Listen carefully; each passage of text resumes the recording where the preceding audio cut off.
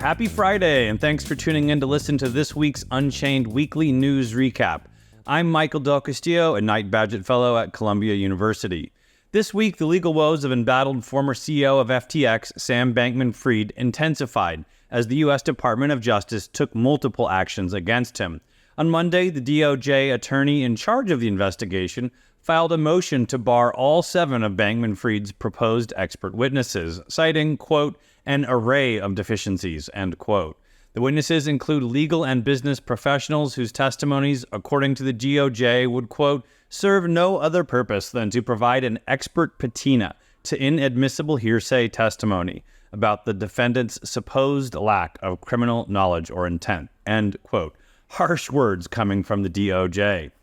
But making matters worse, in a letter to the judge overseeing the case the following day, the same attorney questioned the adequacy of Sam Bankman-Fried's, quote, advice-of-counsel, end quote, defense strategy and his upcoming October trial, urging him to provide more details or face limitations on his defense.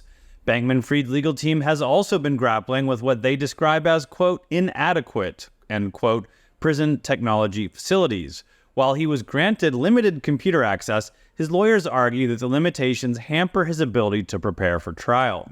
They have appealed for more extensive pretrial release measures, stating that the current conditions violate his Sixth Amendment rights. However, the DOJ has argued that his access to technology in pretrial detention goes, quote, above and beyond, end quote, what other defendants have been offered.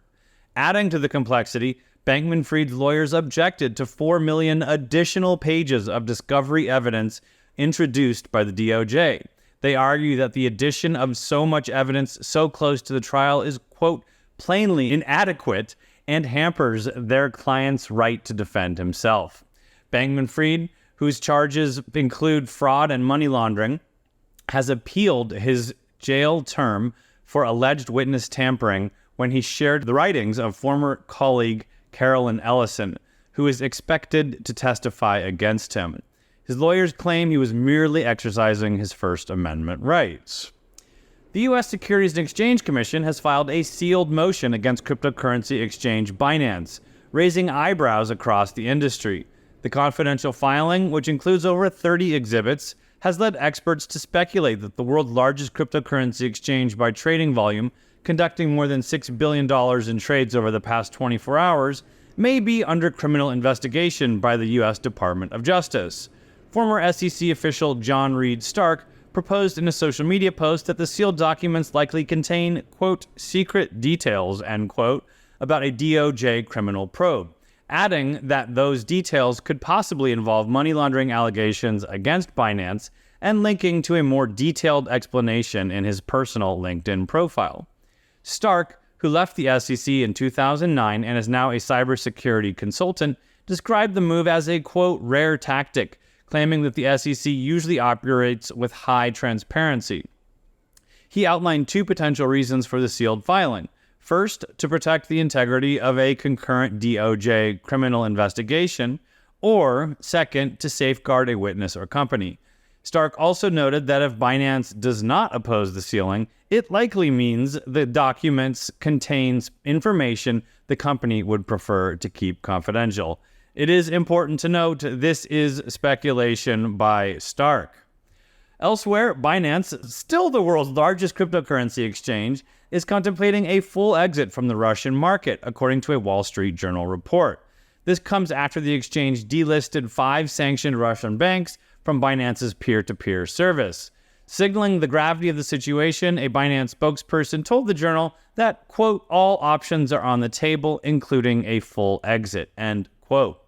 The exchange also has limited Russian users doing ruble transactions on the P2P platform to those who have been verified.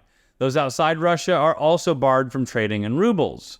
These changes follow reports that Binance facilitated P2P trades involving Russian banks sanctioned by the United States, including Tinkoff Bank and Ross Bank. The Wall Street Journal reported that Binance's P2P platform, which unlike Binance's decentralized exchange custodies assets until a trade is confirmed, had seen $428 million in trades between October and March, which could add to its legal troubles with the DOJ. Additionally, Binance is rerouting its Belgian customers through a Polish entity to circumvent a ban imposed by Belgium's Financial Services and Markets Authority, which this June ordered the crypto exchange to cease operations in the country. This week, we also learned the U.S. Department of Justice, in collaboration with the Internal Revenue Service, had released proposed regulations aimed at tightening tax reporting requirements for cryptocurrency transactions. According to a document dated August 29, but discovered late last week, these regulations align tax reporting on digital assets with tax reporting on other assets, end quote, and would apply to, quote, sales of such commodities on or after January 1st, 2025. It would appear the proposal is just the latest government action that, while finally bringing some much-needed clarity to crypto, isn't exactly the kind of clarity insiders were hoping for.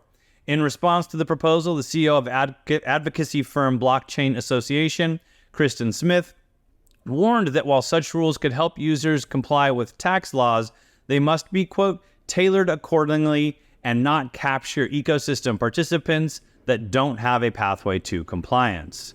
Tax expert Jason Swartz commented on social media that the proposed regulations' definition of digital assets middlemen could turn website developers into brokers if the websites facilitate digital asset sales. Quote, that's bad law and bad policy, he wrote.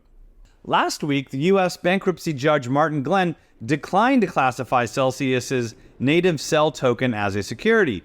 The decision came after investor Otis Davis urged the court to recognize the legal precedent set in the Ripple XRP case. Judge Glenn stated, nothing in the motions, this order, or announced at the hearing constitutes a finding under the federal securities laws as to whether crypto tokens or transactions involving crypto tokens are securities, end quote. Last week, the court rejected Celsius token holders' bid to value Cell at 80 cents, opting for a lower value of 25 cents. In what appears to be a huge victory for decentralized exchanges generally speaking, U.S. District Judge Catherine Polk-Failla dismissed a class action lawsuit against the creators of decentralized exchange Uniswap and high-profile investors Andreessen Horowitz, Union Square Ventures, and others, ruling that the platform is not liable for losses related to scam tokens. The lawsuit, initiated by 6 plaintiffs, alleged that Uniswap operated as an unregistered broker and dealer. In an opinion and order filed Tuesday, Judge Failla wrote, quote, due to the protocol's decentralized nature, the identities of the scam token issuers are basically unknown and unknowable, end quote. She further explained that federal securities laws shouldn't be stretched to cover such conduct, suggesting that Congress might want to do a better job addressing the issue. Uniswap founder Hayden Adams described the decision on social media as a, quote, huge win, adding, long live DeFi. The U.S. Drug Enforcement Agency, known for its crackdowns on crypto-based dark web marketplaces, fell victim to a classic airdrop phishing scam, according to a Forbes report. The agency reportedly lost over $55,000 in confiscated Tether funds.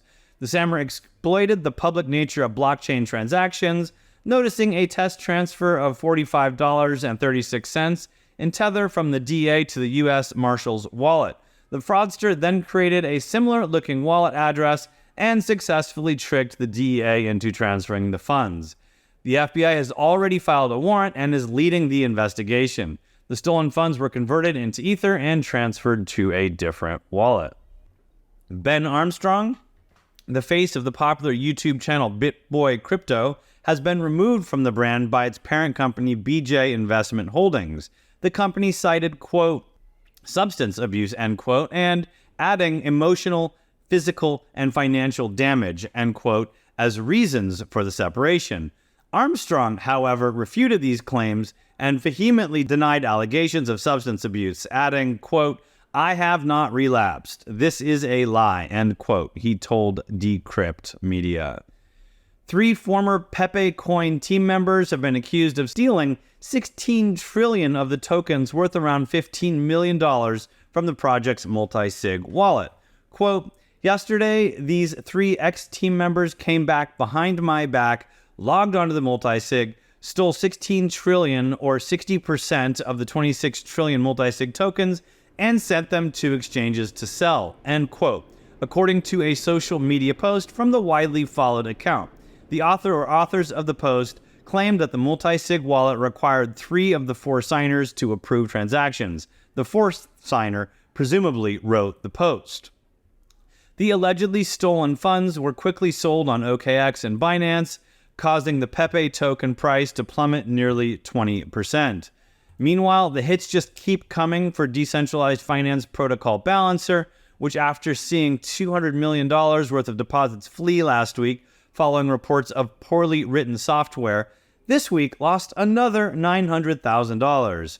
In a social media post, Web3 audit firm Hackin wrote, quote, "To avoid potential losses, withdraw affected LPs immediately," end quote.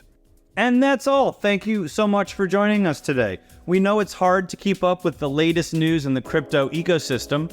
That's why Unchained has a daily newsletter to keep you covered. Sign up for free and receive the latest updates right in your inbox, Monday through Friday. Check out the show notes and subscribe to our Substack. Unchained is produced by Laura Shin with the help of Kevin Fuchs, Matt Pilchard, Juan Aronovic, Megan Gavis, Jenny Hogan, Shashank, and Margaret Curia. Thanks so much for listening.